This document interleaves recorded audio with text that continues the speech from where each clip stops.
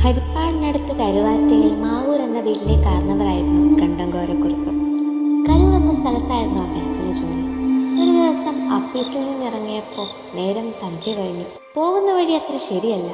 വേലുത്തമ്പി തിളവയുമായുള്ള യുദ്ധത്തിൽ അദ്ദേഹത്തെ സഹായിച്ചവരെ സായിപ്പന്മാർ കൊന്ന് ശവങ്ങൾ കെട്ടിത്താഴ്ത്തിയ തോടിന്റെ വരമ്പയാണ് വഴി. നടന്നുകൊണ്ടിരിക്കെ പാടത്ത് ആരൊക്കെയോ നിൽക്കുന്നതായിട്ടൊരു തോന്നല്.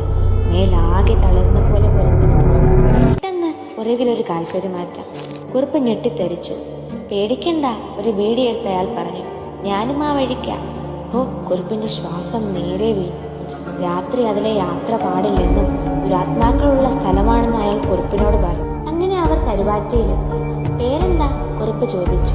വേലായുധൻ. താങ്കൾ മാവൂരെ കണ്ടങ്കോരക്കുറുപ്പല്ലേ? എനിക്കറിയാം. കുറുപ്പിന് അത്ഭുതമായി.